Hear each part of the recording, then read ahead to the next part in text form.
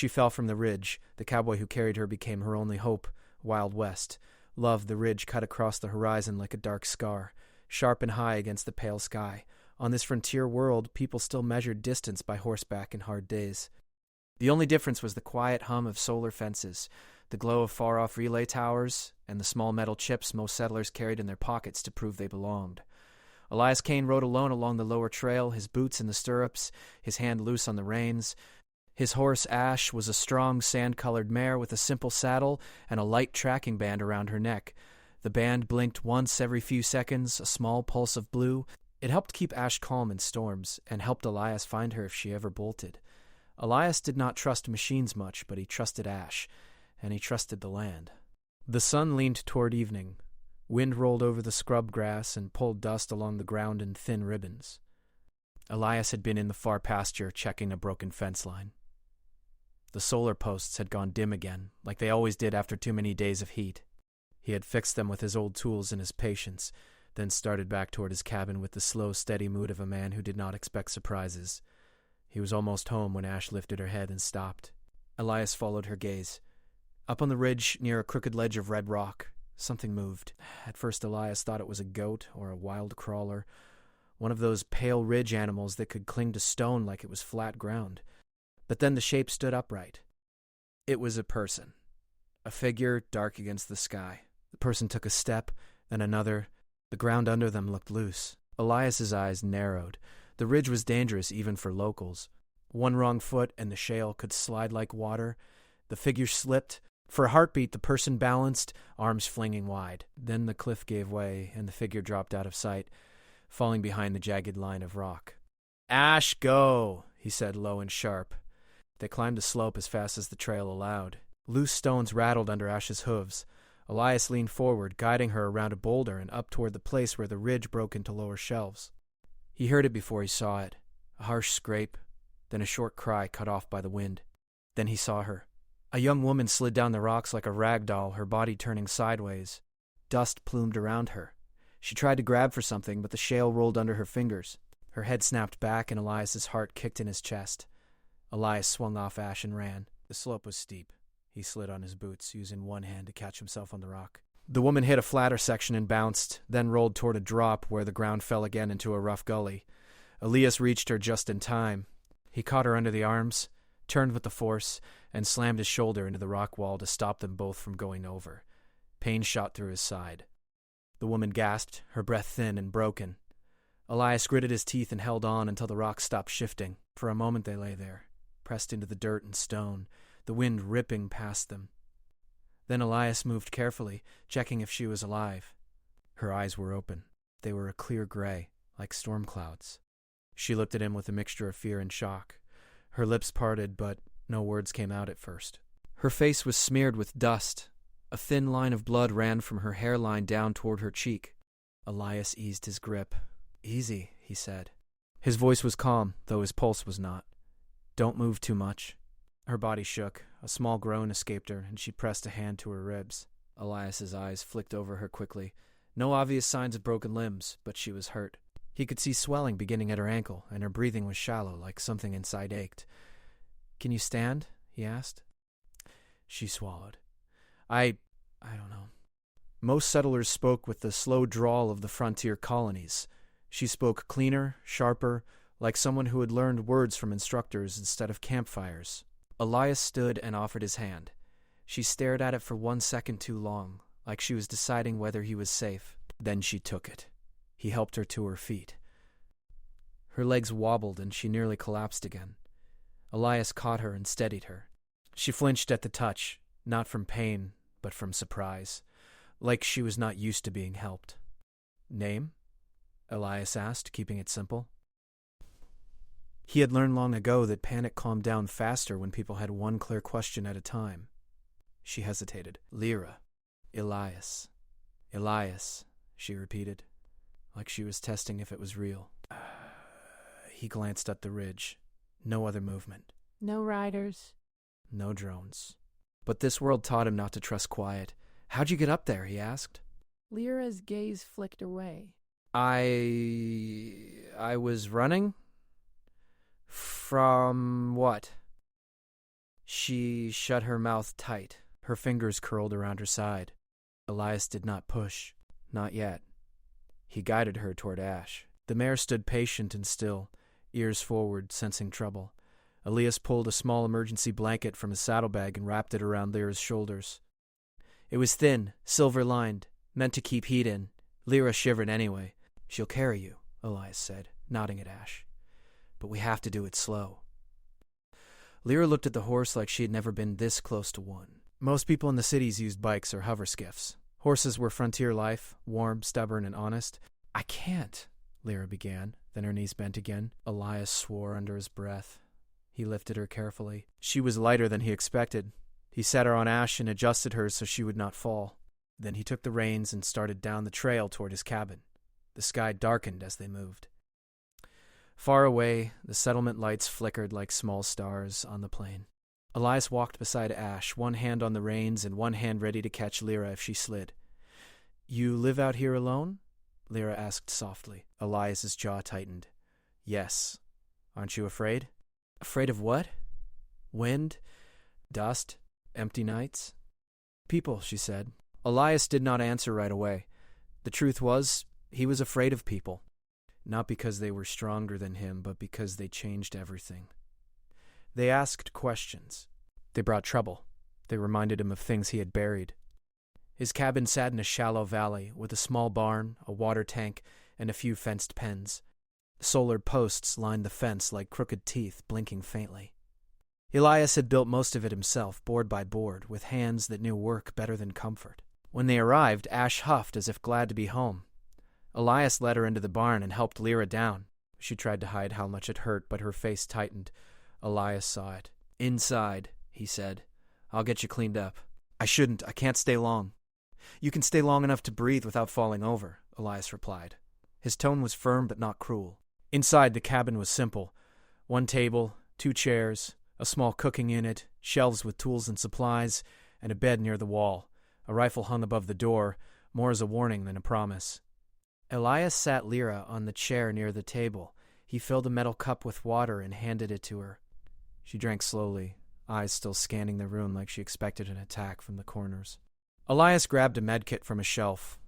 The kit was old but stocked. He knelt in front of her and gently lifted the blanket off her shoulders. Her clothes were strange, dark fabric that looked expensive, torn and dusty now. A thin bracelet on her wrist had a faint light embedded in it like a hidden screen. Elias's eyes narrowed. That kind of tech was not common out here. Lyra noticed him looking. She pulled her sleeve down fast. Elias pretended not to notice. He cleaned the cut on her forehead with a soft cloth. She hissed when it stung. "Sorry," Elias said, and for the first time his voice softened.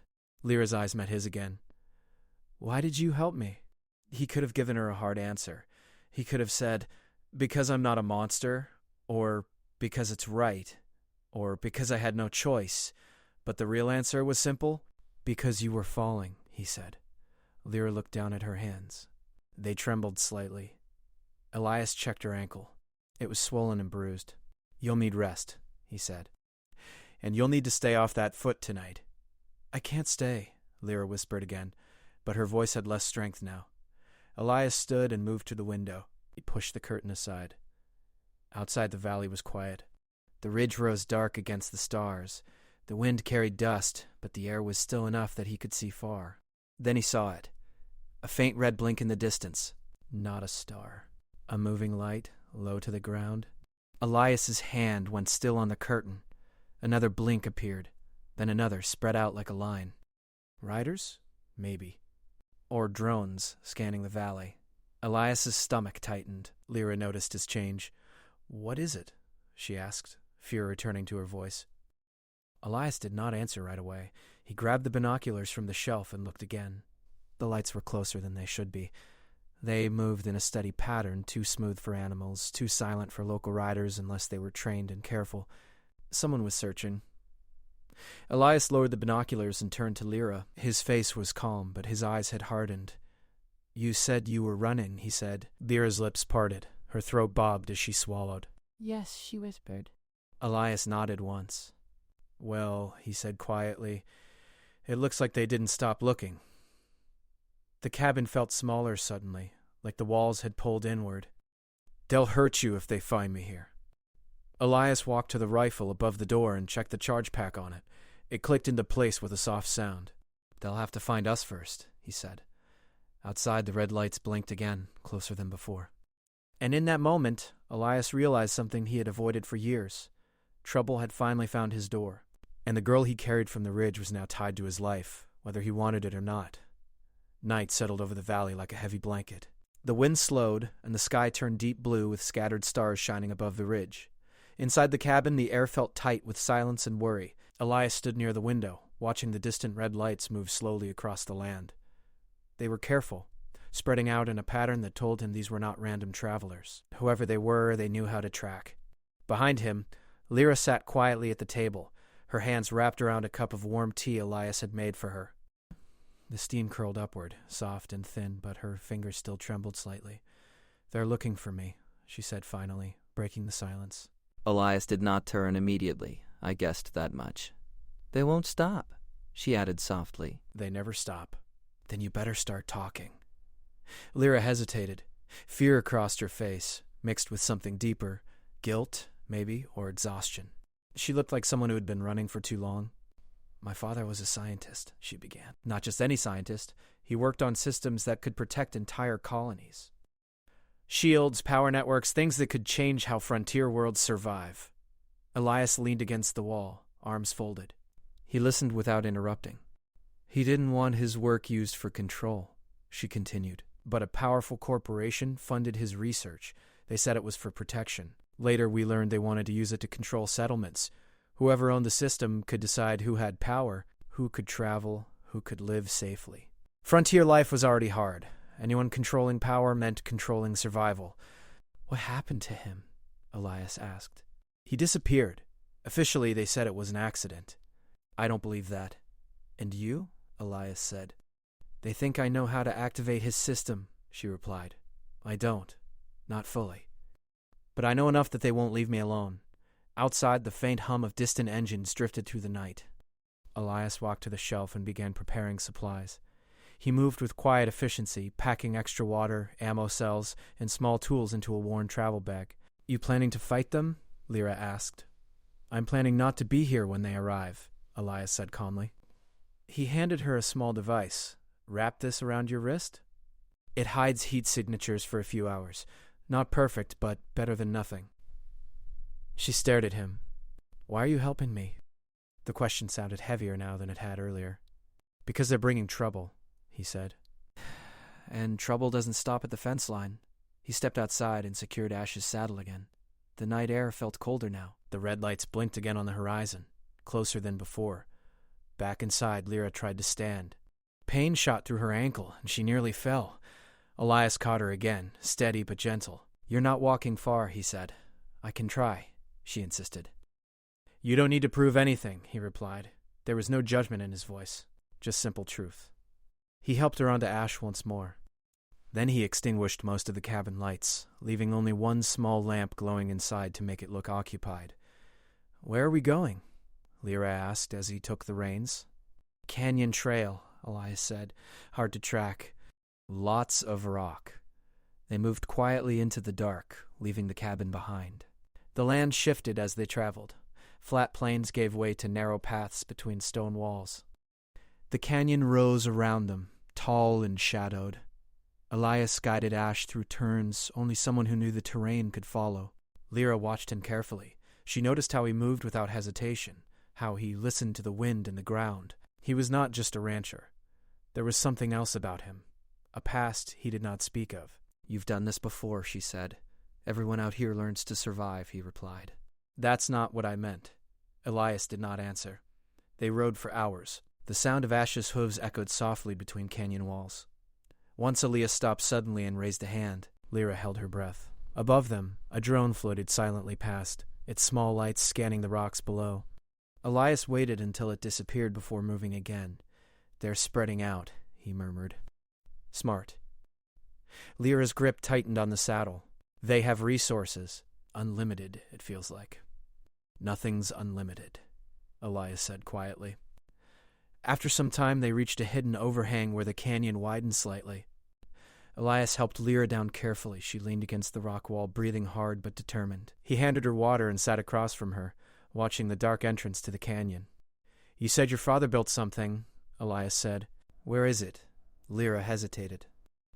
I think... "Near here." Elias raised an eyebrow. "The ridge," she continued slowly. "The one I fell from. He sent me coordinates before he vanished. I was trying to reach it when they found me." Elias stared at her. "So you ran straight into danger?" he said. "I ran toward answers," she corrected gently. Silence settled between them again. For the first time since meeting her, Elias felt curiosity stronger than caution. If her father's system could protect settlements, maybe it could change things for people like him, people living on the edge of survival. But trusting big promises was something he had learned not to do. Suddenly, Ash snorted softly. Elias stood instantly, alert. Footsteps echoed faintly through the canyon.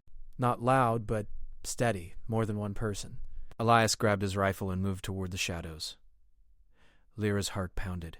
2 figures appeared at the far entrance of the canyon, their silhouettes framed by faint lights. They moved slowly, scanning the ground. Trackers. He waited until the figure stepped deeper into the canyon, then triggered a small device from his belt. A burst of sound echoed from another direction, like rocks falling. The trackers turned instantly and moved toward the noise. Elias grabbed Lyra's hand. Time to go. They climbed a narrow side path barely visible in the darkness. Lyra winced with each step, but she did not complain. At the top, the canyon opened into a wide view of the plains beyond. Wind rushed across the open space. Elias paused and looked back. In the distance, faint lights moved closer, more than before. The search had widened. Lyra stood beside him, her face pale but determined. "They won't stop," she whispered again. Elias nodded slowly. "Then neither will we," he replied. For the first time since falling from the ridge, a small spark of hope appeared in her eyes. Together, they moved forward into the night, leaving the canyon behind while the hunters closed in from every side. The wind grew stronger as Elias and Lyra crossed the open plains beyond the canyon. Night stretched wide around them, cold and quiet, with only the soft rhythm of Ash's hooves breaking the silence. Behind them, faint lights still moved in the distance. The trackers were spreading out, searching carefully. Elias kept his eyes forward, but his mind worked fast. He knew the land better than anyone chasing them. The plains looked empty, but they were full of hidden paths, old mining routes, and abandoned outposts left from early settlement days. Lyra shifted carefully on the saddle. Her ankle still hurt, but she tried not to show it. The cold air brushed her face, clearing her thoughts. She felt both fear and strange comfort traveling beside Elias. He did not speak much, but his calm presence made her feel safer than she had felt in weeks. "How far?" she asked quietly. "Not far," Elias replied. "There's an old mining station ahead. No power, no signals. Good place to rest." They continued until the ground changed from soft dust to harder rock. Soon, a small structure appeared ahead, half buried in sand and time. Metal beams stuck out like broken bones and faded markings covered the walls. The station had been abandoned years ago when the ore supply ran dry. Elias helped Lyra down carefully. She leaned against him for balance, and for a moment their eyes met. Neither spoke, but something warm passed between them, trust growing slowly. Inside, the station smelled of rust and dust. Elias lit a small lantern, its soft glow pushing away the darkness. He checked corners quickly, making sure no one else was there. "Clear," he said. Lyra sat on a low crate and breathed deeply. "You move like someone who has been hunted before." Elias did not answer right away.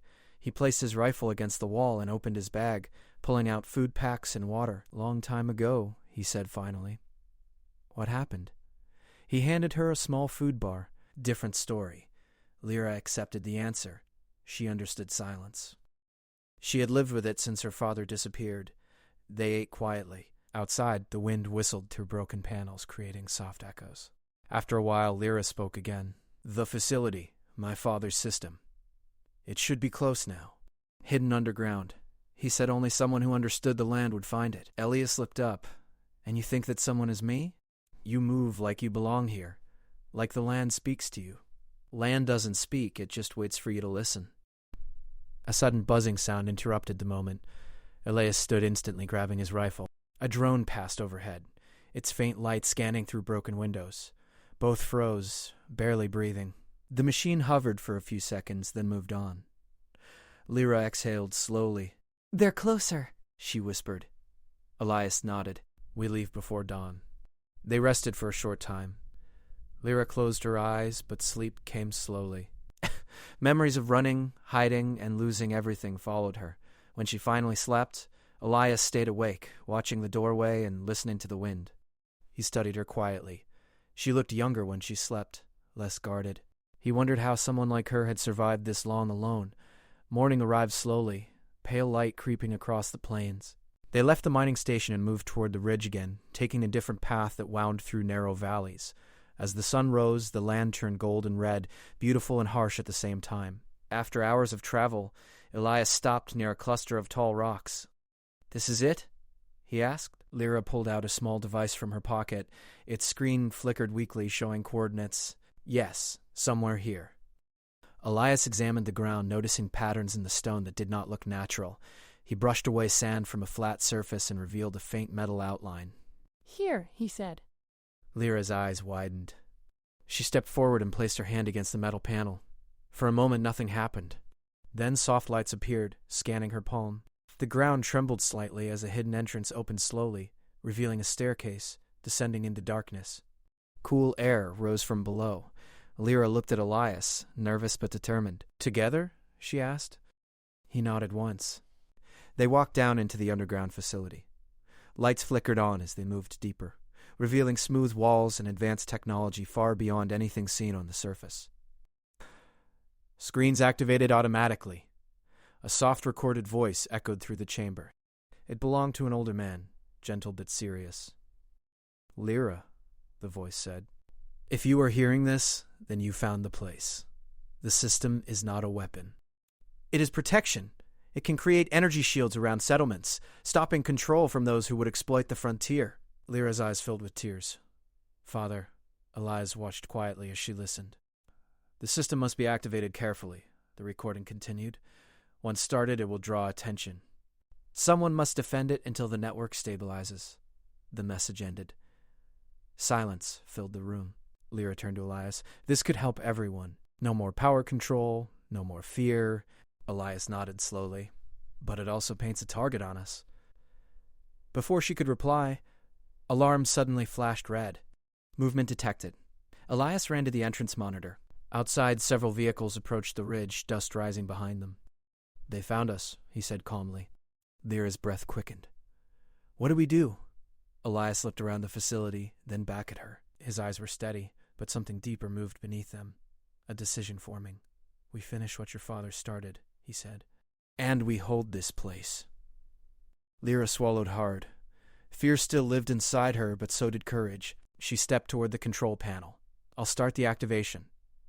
Elias moved toward defensive controls, scanning the area for advantages. Outside, enemy forces closed in, unaware of what waited beneath the ridge. Inside, two people stood together against something bigger than themselves. And as the system began to power up, the ground hummed softly, signaling that the final battle was coming. The underground facility hummed with life as Lyra worked at the control panel. Lights flickered across the walls, casting long shadows over the smooth metal floor. Elias stood beside her, scanning the entrance and the small windows built into the stone, his rifle ready. Outside, the first rays of dawn barely lit the ridge, and the enemy vehicles were closing fast, dust rising behind them. "Almost there," Lyra whispered, fingers flying over the controls. Her gray eyes, now focused and sharp, reflected the soft glow of the panels. "The system is responding just a little more." Elias nodded. "Keep going, don't stop. Once it's active, there's no turning back." The hum grew louder, vibrating through the floor beneath their feet. Panels shifted, revealing mechanisms that had been hidden for decades. A soft blue light spread along the walls, illuminating the room in a futuristic glow. The energy shield network, Lyra's father's creation, was awakening. Outside, the enemy forces reached the ridge. They didn't know what lay below, but sensors picked up the sudden energy surge from the facility. Engines revved and figures climbed out of vehicles, weapons at the ready. Their movements were precise, organized. This was not a casual raid. Elias stepped toward the defensive console, a compact panel with buttons and levers he had prepared earlier. He had rigged the facility with makeshift barricades, traps, and turrets. Not perfect, but enough to give them a chance. "They'll try to storm the entrance," he said. "We have one shot to slow them down." She activated the first shield nodes, and a faint blue shimmer appeared outside the entrance, forming a barrier that flickered in the morning light. Dust swirled against it, and the enemy stopped for a moment, confused. "They don't know what they're up against," Elias said quietly, "but they'll find out soon enough." The attackers advanced carefully, testing the shield. Sparks flew as bullets and energy pulses bounced harmlessly off the barrier. Elias adjusted the turrets, lining them with precision toward the canyon paths that led up to the entrance. Lyra glanced at him, determination in her eyes. "We can do this," she said. "We have to," Elias replied. "No one else will." The first wave of attackers tried to flank the facility, but Elias had anticipated it. Hidden tripwires triggered small blasts, sending smoke and dust into the air, confusing their sensors. The attackers regrouped, moving cautiously as the shield continued to strengthen. Lyra activated more nodes, extending the protection over a wider area. Panels above them lit up with maps showing the ridge, paths, and enemy positions. She had become confident in her control over the system, every movement precise. "Watch the left flank," Elias shouted as a group of attackers tried to climb the rocks. He fired the turrets, sending small energy bolts that knocked their vehicles back. The enemy hesitated, realizing the facility was not an ordinary target. They pulled back slightly, regrouping for another attempt. Lyra worked faster, sweat forming on her brow. Her hands moved with purpose, entering codes her father had left behind. She had finally understood enough of his work to control it, and the system responded immediately. Blue light expanded outward, forming a protective dome around the facility and the ridge. "This should hold them," Lyra said, voice shaking slightly with excitement and fear. Elias nodded. "Now we finish it." He moved to the main doorway, keeping watch as attackers began to organize. One group tried to climb the ridge, but the shield forced them to retreat, and turrets made short work of their advance. Dust and smoke filled the air, mixing with the morning light. "Lyra, activate the final node," Elias commanded. She hesitated, knowing once she did, there would be no turning back. But she pressed the button. A pulse of energy surged through the facility, spreading out across the plains. The enemy's vehicles stalled as the network disrupted their systems. Engines cut out, sensors failed, and their communication signals went dark. The attackers froze, confused and powerless. They had underestimated what Elias and Lyra were capable of together. Elias lowered his rifle for a moment, watching the effect. "You did it," he said quietly. Lyra turned to him, her face lighting up with relief. "We did it." Their vehicle stalled completely, and figures scrambled back down the canyon, disappearing from view. The plains fell silent again, except for the hum of the shield in the wind. Elias walked over to Lyra, taking her hands in his. "You were incredible," he said. "You didn't just survive, you saved everyone." She smiled, exhausted but proud. "I couldn't have done it without you." They moved to the observation window, looking out over the ridge. The early sunlight reflected off the blue dome, creating a calm shimmer across the valley. Settlements in the distance, once vulnerable, were now protected. People who lived in fear of the corporation could now survive freely. Elias turned to Lyra. "This is just the beginning. The frontier can be harsh, but at least now there's a chance." Lyra leaned closer, resting her head slightly against his shoulder. "I never thought I'd find someone I could trust," she admitted. "Trust is earned," Elias replied softly. "And sometimes it's found in the worst of times." They walked through the facility, checking systems and making sure nothing was left vulnerable. Lyra examined panels and controls with a newfound confidence, realizing that her father's work was safe and functional. The knowledge of survival, power, and protection was finally in the right hands. Outside, Ash whinnied softly, sensing the calm return to the ridge. Elias went to the mare, stroking her neck and checking her saddle. Lyra joined him, placing a hand on Ash's side. For a moment, the three of them stood together, connected by trust, courage, and survival. Elias looked around at the valley, thinking about the future. The ridge, once a place of danger and loss, had become a symbol of hope. Settlers could rebuild. Families could return. And the frontier would remain wild, but no longer entirely at the mercy of those who wanted to control it. He turned to Lyra.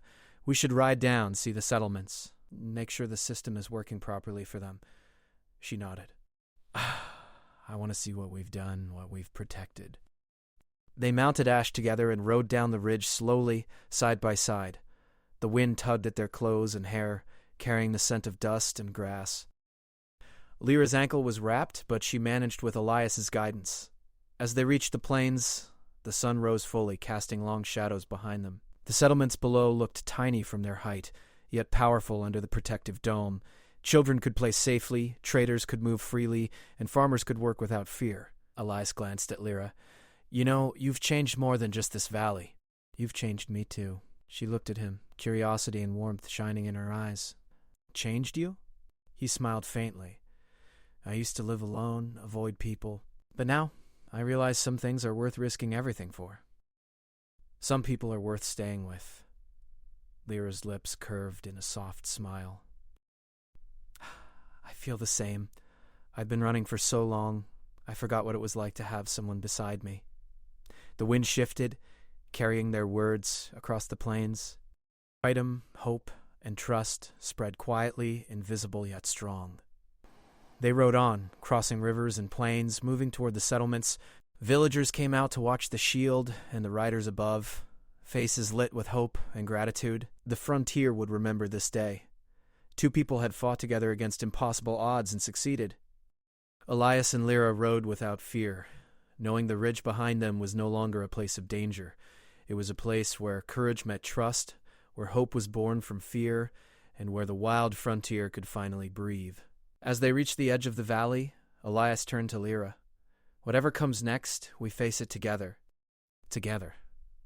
The sun climbed higher, golden light spilling across the plains.